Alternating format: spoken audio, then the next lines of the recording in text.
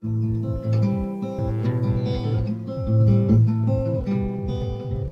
a Himalayan salt class check-in that the market put together, and you can...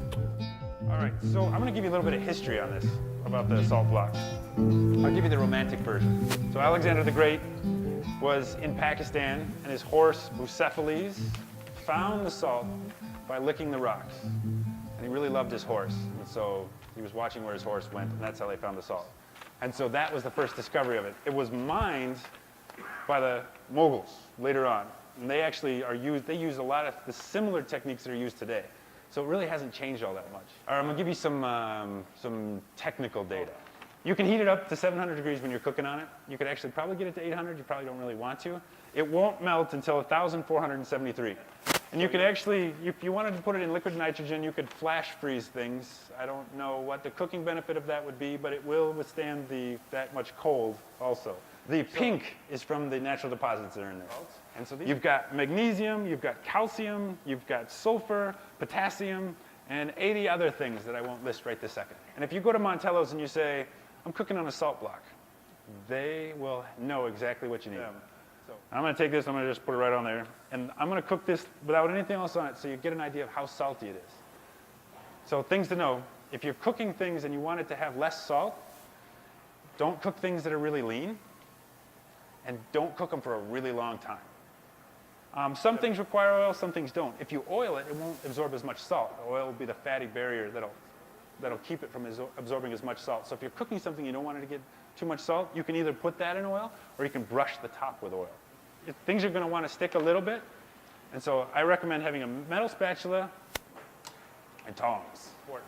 So when you go to heat them, you want to make sure that you heat it slowly. You don't want to heat it too fast.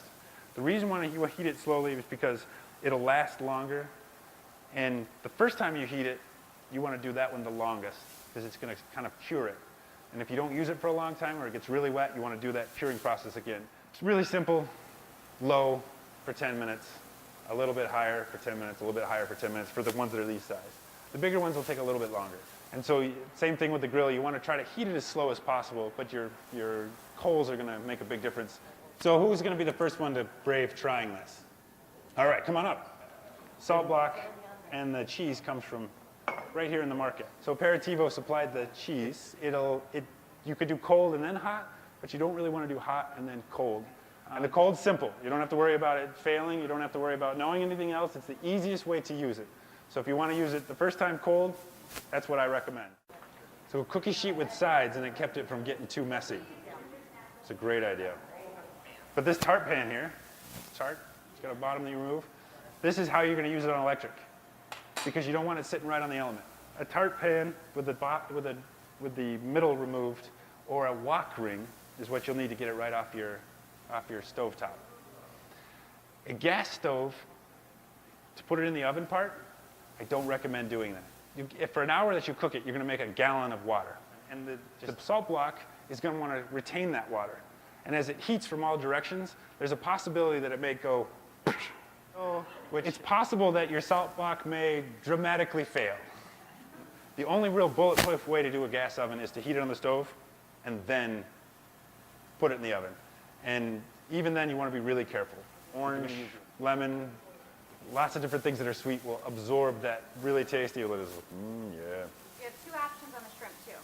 Do them in a shell, or you can do them raw. 2 minutes, max. And they won't get a ton of salt. The shrimp don't seem to absorb a lot. The shrimp are actually going to be fairly bland with a little bit of salt. And I'm actually going to do it that way just so you get an idea of what you're going to need to add to it. And because, well, a couple of them will put on a fancy one of our spices, and then we'll tell you where you can buy that spice. How even is the heat? It's great. The heat is actually, when you have the salt block, it is very good about distributing the heat.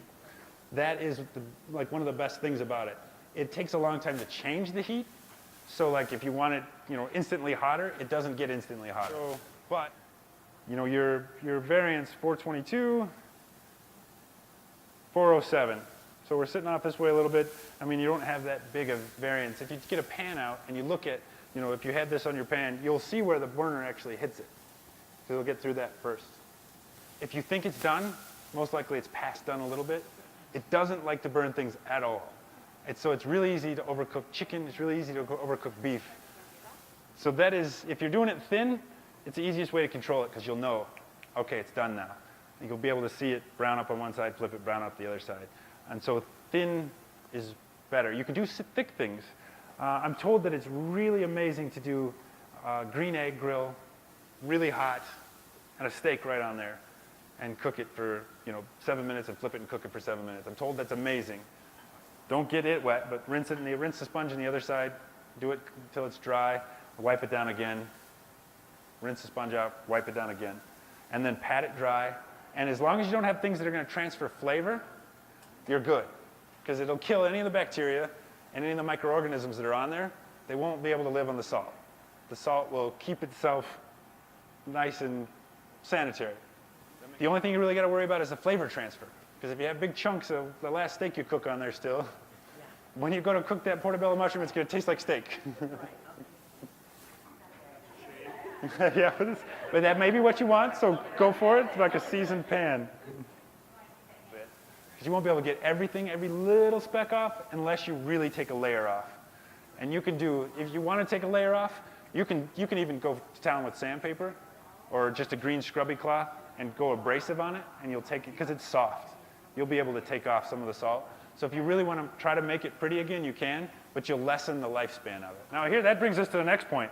This will stay hot for a long time. So once your flame goes out, you got about 15 minutes you can cook on it. Try to move it. If you want to cook at the table, it's one of those things where you just want to be really careful. You want to do it at a lower temperature, and probably want to go spend $75 and buy the Kevlar Nomex or welder's gloves. Who got to try the beef? How salty was it? Not very salty, right? It's high fat content. If you get something that has a little more of a fat content, maybe a little, it will help tenderize a lot.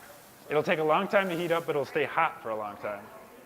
The bacon will absorb a little bit, but it's fatty, right? So the fattiness of the bacon is going to block the egg from getting as much salt, because the egg is what's going to want to absorb the most salt, because the egg has got the most moisture, and the yolk won't want it, but the white will want it. Yes. So 2 pieces of bacon, egg in the middle. I think slather it with butter on either side. Put it on the salt block. Let it start cooking, and then grab a shot glass, take the middle out, and then put your egg in that. Yeah, salty and buttery, and yeah. If you don't salt it and you put the bread on there, it'll still caramelize the edge of the bread, like it was buttered a little bit, just because of the way the salt reacts with it. What do you think? Let's see what the temperature on that one is. And then all your friends and family can see it like a local celebrity. Matt, how long did you have the block on there to bring up? So I cooked on this one before, and so that one I put on after. This one I left on low for about 20 minutes, and then cranked it up for another 10, and then cranked it up for another 10. And then I had them at temperature about 10 minutes before you guys got here, and I just tried to keep them at about 500. The center's cold and the outside's hot, and it doesn't catch up, then your salt block, if you cook on it and cook on it and cook on it, at some point it will fail. May it be 100 times, or may it's 50 times. At some point it will start cracking and breaking. If it does break, don't throw it away. It's great salt, and it's still good. If you got one of the big ones, you're going to have salt for the next 10 years. Hit it with a hammer, break it up, grind it up, put it in the bathtub, break it up. You can cook shrimp in a bowl and cover it with the broken salt and cook it in a salt bake. Chunk of it, break it, put it on your table and put a microplane next to it, and people can just take the great salt right onto theirs, and then you have something to talk about. I'm a professional.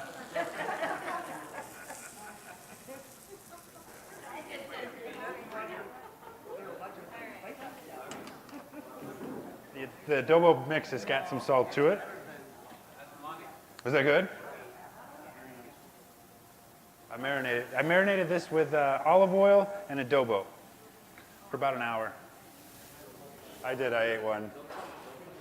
I tried to do it when nobody was looking, though.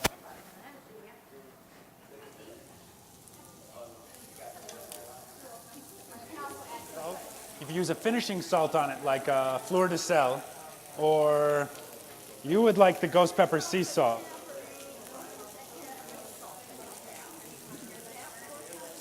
I would put that on the tomatoes. That would be really good on the tomatoes, yes. So you could put that on the tomatoes, and that would go really good with a little bit of balsamic. Yeah. So, but you can put any of the, like the habanero salt, the ghost pepper sea salt, which is actually, it's not going to burn you too bad, but it'll give you that, yeah. And then you could also use, if you wanted something a little bit more mild, you could do like gray salt or the fleur de sel, and it'll stay on it. You'll see actually the salt crystals on there because of the high moisture content. It won't melt into it. And so you'll get that good burst of tasty salt, and then you'll get the taste of whatever it is that you cooked. And so now I'm cooking hotter on this now. I'm almost to 600. And you can see how it's caramelized that side real good.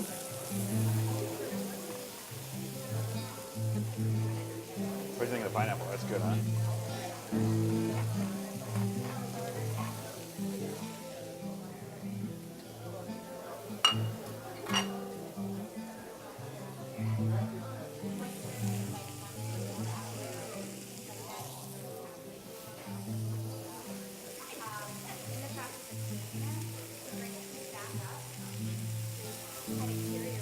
So I'm going to throw in the pineapple. I'm going to throw a little bit of sugar. This is coconut infused sugar. And so the coconut infused sugar, it'll melt on there. It's kind of similar, if you get it hot enough, it's kind of similar to like using a confection. We'll see how it turns out.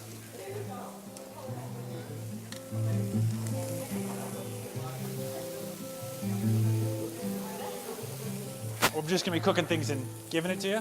If you got any questions, feel free to come on up, and I'll let you take over if you want to try it. If you do the small blocks, you can pave your grill with them. If you do the small blocks, then you can also do like hamburgers, where you can set one on top and one on the bottom, or chicken breast, and sear both sides at once. So for grilling outside, the small blocks are a great idea, because you can just buy two, and then later on buy one more and add a third one. And if you want to add a fourth one, you can add a fourth one and pave the entire top. And if one breaks, no big deal. You just replace that one. So for outdoor grilling, small blocks, not a bad idea.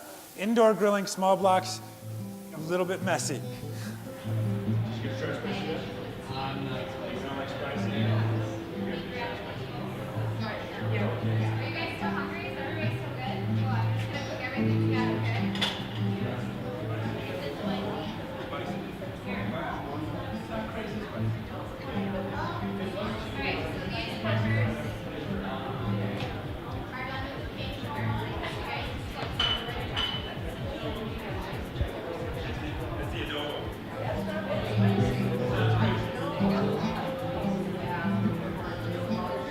Yep.